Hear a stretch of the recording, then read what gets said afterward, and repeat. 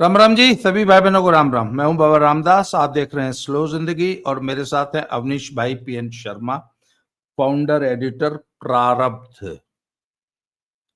अच्छा, अवनीश जी, विषय पे आने से पहले इस बार आप भी पहुंच रहे हैं जयपुर डायलॉग्स के समिट में नवंबर में, शत्रुबोध।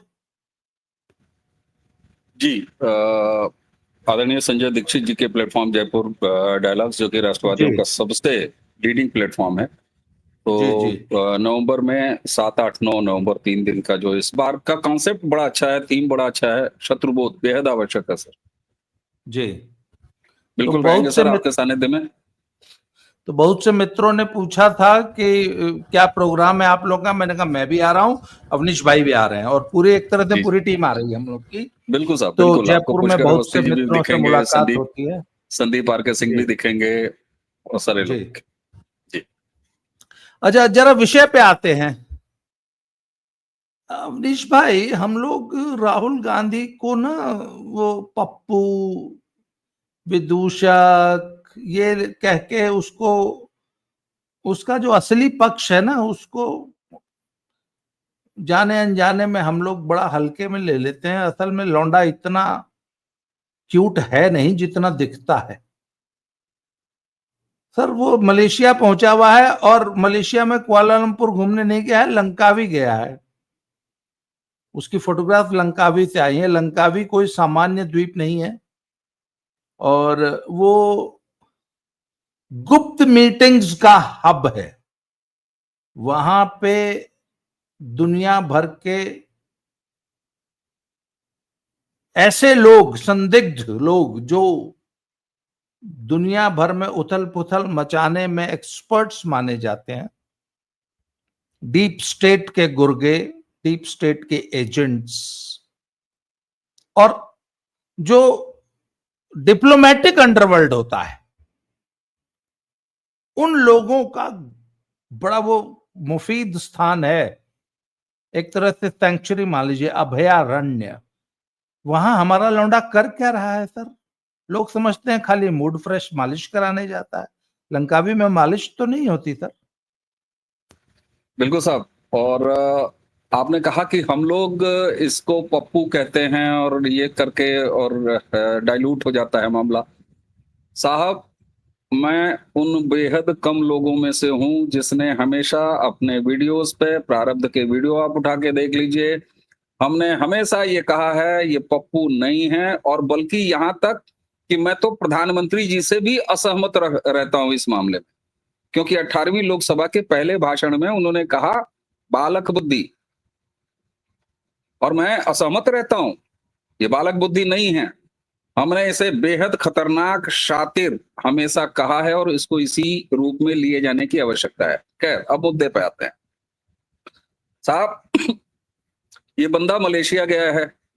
मलेशिया इस समय क्यों इतना ज्यादा जरूरी है और क्यों बड़ा मुफीद है जाना? 26 से 28 अक्टूबर को आसियान की बैठक वहां होने वाली है।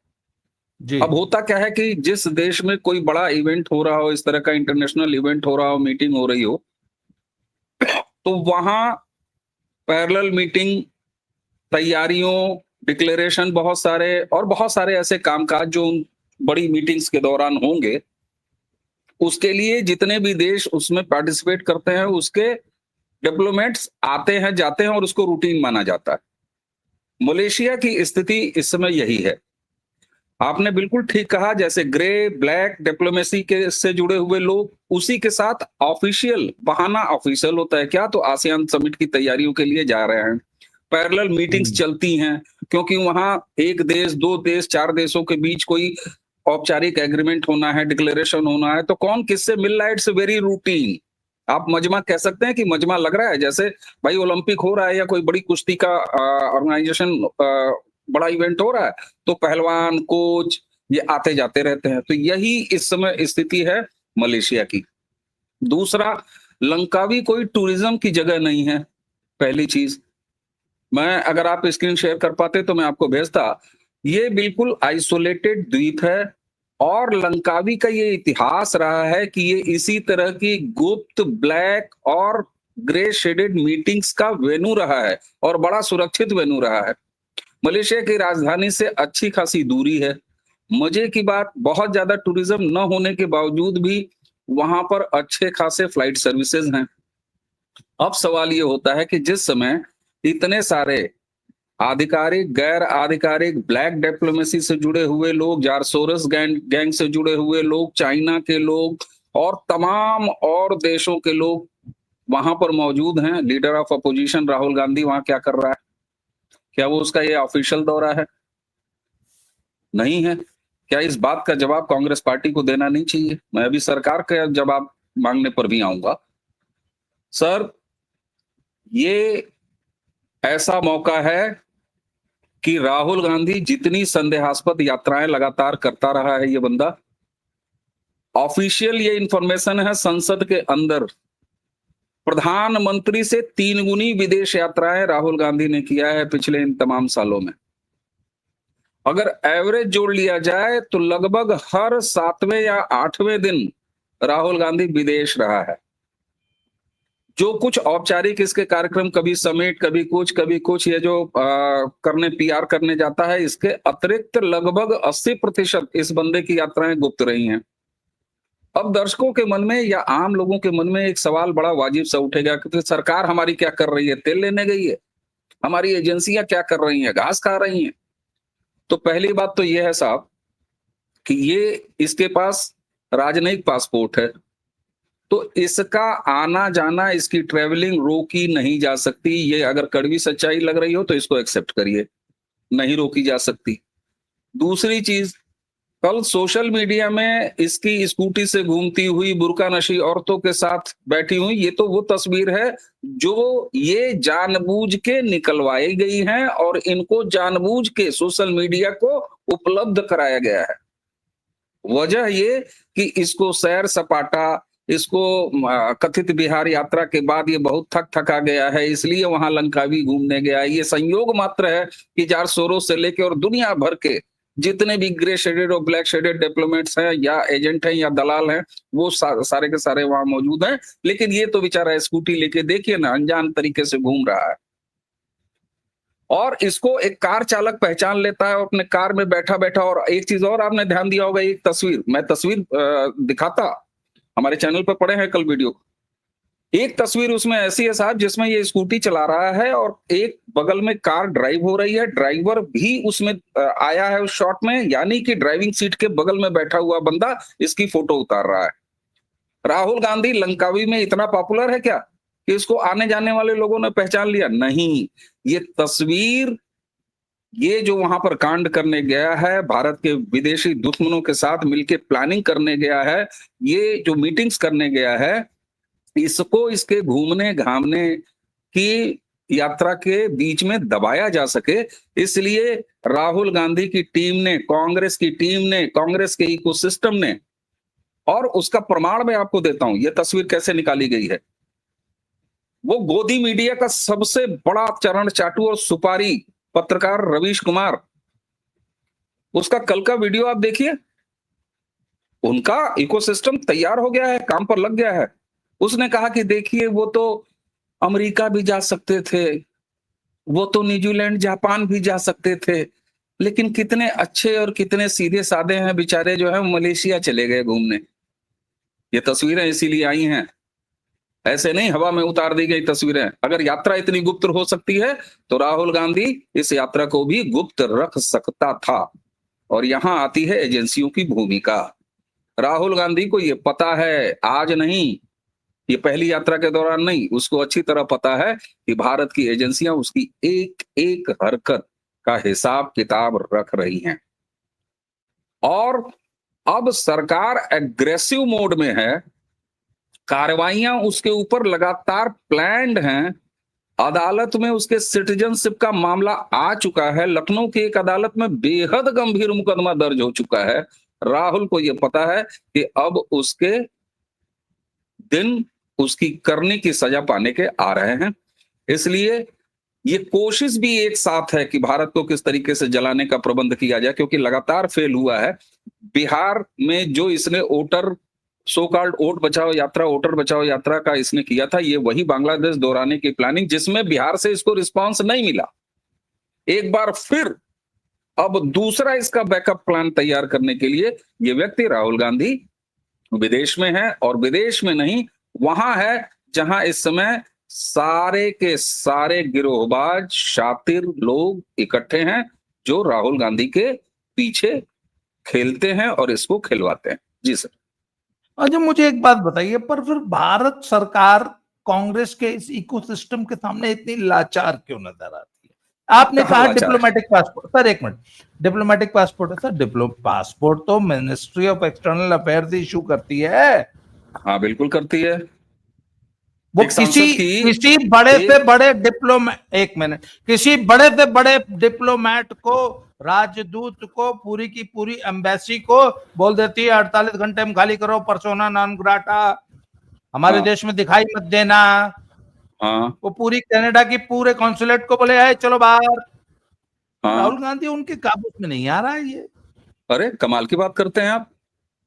राहुल गांधी को ये शक्ति हमने दिया है, आपने हमने दिया है। रायबरेली से वो सांसद है, उसको वोट मिले हैं, वो चुन के संसद में पहुंचा है, वो लीडर ऑफ अपोजिशन है, उसके पास राजनयिक पासपोर्ट है। रोक लीजिए, मैं कहता हूं रोक लीजिए। नहीं रोक सकते? क्यों जेल में ठूस दीजिए बिना किसी आरोप। अरे कैसे आप रोक लेंगे? सर मैं फिर कह रहा हूं आपसे, राजनयिक पासपोर्ट पर मूवमेंट आप तब तक नहीं रोक सकते जब तक कि राजनयिक पासपोर्ट रद्द कर, राजनयिक पासपोर्ट कैंसिल करने में कई मिनट लगता है भारत सरकार को।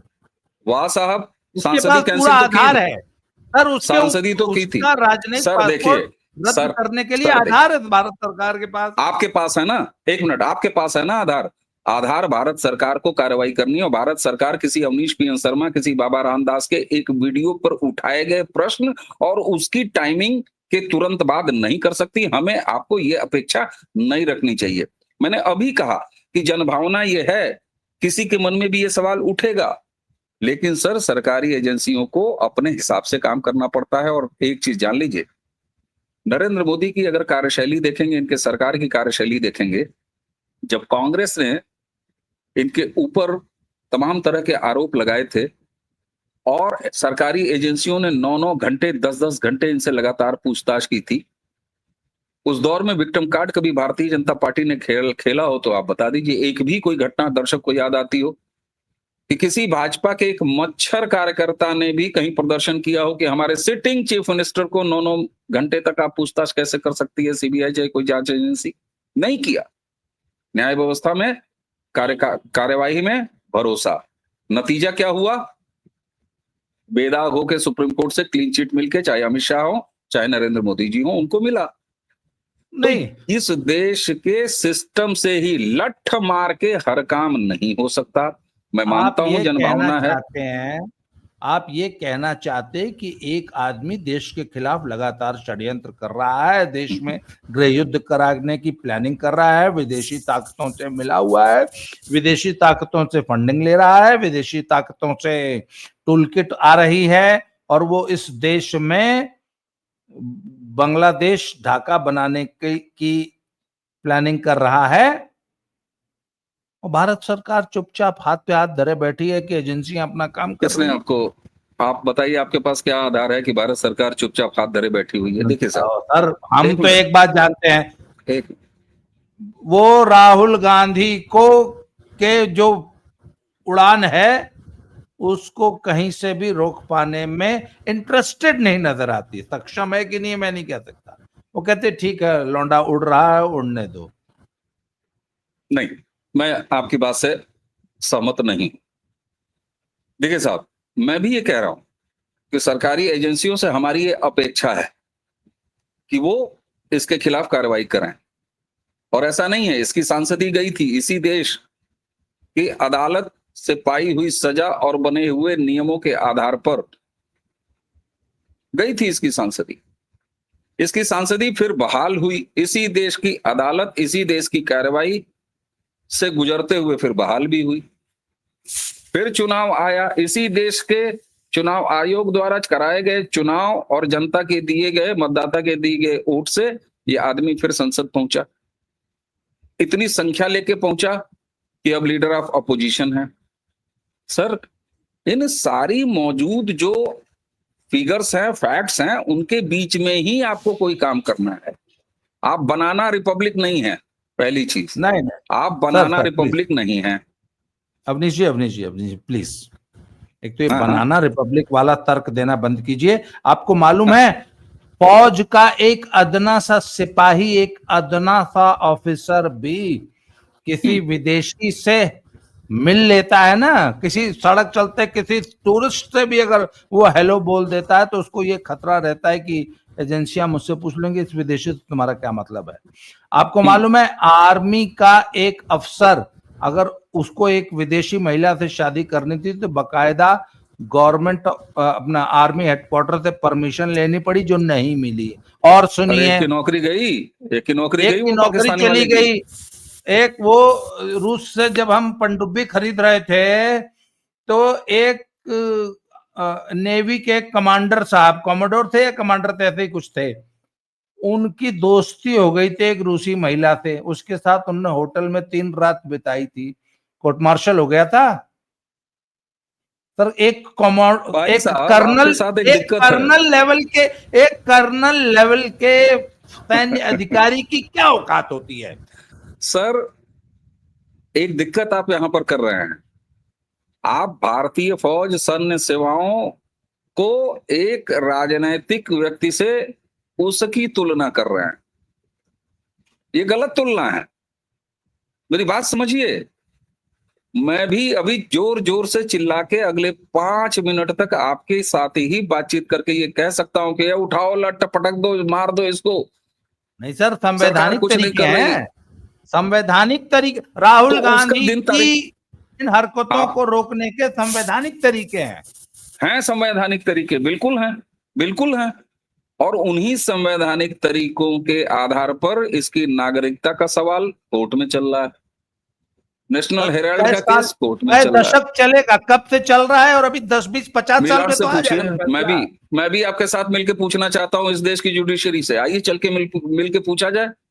चलिए गृह आइए, ज्वाइंट पिटीशन उस फाइल पे देखिए। गृह मंत्रालय ही बैठा हुआ है सर। अरे सर, आपके पास कहां से ये जानकारी है कि उस फाइल पर गृह मंत्रालय बैठा हुआ है? पिछली 4 मैं तारीख में मैं गृह मैं बिना मंत्रालय ने किसी जवाब ही नहीं दिया। मैं बिना किसी आधार के ये सारी चीजें नहीं सर कह सकता। सुप्रीम कोर्ट में 4 तारीख पड़ी, चारों पे गृह मंत्रालय ने जवाब ही नहीं दिया। तैयार करेगी, हम अपेक्षा करते हैं। अगर नहीं दिया जवाब तो हम भी शामिल हैं आपके साथ सवाल पूछने में। कल ही हमने अपने यहाँ वीडियो किया, उसमें आधे हिस्से में हमने सरकार से सवाल ही पूछा है। लेकिन सर देखिए, जनता के सामने इस तरीके की बातें करके और एक अनावश्यक अपेक्षा पैदा करवाना, उससे कुछ हासिल नहीं होगा। कुछ हासिल नहीं होगा। हासिल तब होगा जब इनके किए की वास्तविक सजा इनको मिलेगी। मेरी भी अपेक्षा है सरकारी एजेंसियां इस पर आगे आए और जितनी जल्दी हो उतनी जल्दी कार्रवाई करें। लेकिन मैं कम से कम ये नहीं मान सकता कि सरकार की मंशा खराब होगी, एजेंसियां हमारी सोई होंगी, एजेंसियां हमारी काम नहीं कर रही होंगी, एजेंसियां हमारी अक्षम होंगी। या मैं ये भी नहीं मान सकता कि नरेंद्र मोदी की सरकार किसी डील के तहत राहुल गांधी को ऐसा करने दे रही। ये दोनों बातें नहीं मान सकता। ऐसे में जिस जो पब्लिक डोमेन में चीजें आती हैं, उसी के आधार पर हम आप जैसे राष्ट्र प्रथम के नागरिक अपनी राय बनाते हैं, अपनी अपेक्षाएं रखते हैं सामने। यह स्पष्ट है कि ये व्यक्ति ऐसे काम कर रहा है, तो हमारी ये अपेक्षा है भारत के कानून, भारत की एजेंसियां अपने हिसाब से काम करें। जितनी जल्दी हो उतनी जल्दी इसको अपने किए की तमाम इन कामों की सजा मिलनी चाहिए, बिल्कुल मिलनी चाहिए। और सर, क्या सरकार को, एजेंसियों को नहीं पता है कि बांग्लादेश बनाने की कोशिश कर रहा है? और क्या प्रधानमंत्री जब कहते हैं कि सीमांचल के जितने भी हमारे स्टेट हैं वहां पर जो डेमोग्राफी चेंज किया गया है उसको हम एक मिशन के रूप में, एक टास्क फोर्स के रूप में काम करके टाइम बाउंड परिवर्तन कर रहे हैं, तो क्या सरकारें सोई हुई हैं? सरकार जब प्रधानमंत्री योजना का लॉन्च करते हैं, सुदर्शन चक्र योजना, तो क्या सरकार हमारी सोई हुई है? ऐसा नहीं है सर। लेकिन एक अकेले राहुल गांधी का फफेला तुरंत 2 मिनट में पकड़ के और उसको राष्ट्रपति भवन के सामने टांग दिया जाए, तो यही मैं कहता हूं, बनाना रिपब्लिक नहीं है आप, आपके यहां शरिया नहीं चलता। तो निश्चित तौर पर हमारी अपेक्षा है, हम सबकी अपेक्षा है, लेकिन उसी के साथ हमें सच भी लोगों के सामने ये रखना है कि राहुल गांधी क्या कर रहा है। निश्चित तौर पर एजेंसियां अगर देर करेंगी तो ये गलत बात है, मेरी भी अपेक्षा बिल्कुल। आपके साथ है। बस इस देश के नागरिकों को पता होना चाहिए कि उनका लीडर ऑफ अपोजिशन, उनका प्यारा चहेता नेता, कांग्रेस पार्टी का युवराज देश विरोधी ताकतों से कैसे कैसे गलबैया कर रहा है, कैसे मिल रहा है, कैसे देश के खिलाफ षड्यंत्र कर रहा है, ये देश के बच्चे बच्चे को पता होना चाहिए। अवनीश भाई, आपने समय दिया तो इसके लिए आभार, धन्यवाद सर। अगले वीडियो में फिर से मिलते हैं। दर्शक हमारे बीच होने वाली तलखियों को जो है लिया करें। हम लोग ये सांसदों की तरह फर्जी नहीं है, एकदम ओरिजिनल लड़ाई होती है। हम लोग एक बार जो है एकदम सहमति होती है, सहमति होती है, और मैं इस मामले में किसी को भी बख्शता नहीं हूँ। नहीं, सहमति असहमति बिल्कुल होती है सर, और ऐसी सहमति असहमतियों के बीच की चर्चा से हम एक दूसरे की हाँ में यस मैन, आप मेरी खुजाओ मैं आपकी खुजाऊं, वो वाले नहीं, वो नहीं हो सकता। उसके लिए वामपंथी चैनलों को देखें। बहुत बहुत धन्यवाद, फिर मिलते हैं sir. Thank you very much. जय श्री राम, हर हर महादेव। जय श्री राम, हर हर महादेव। प्रणाम सर।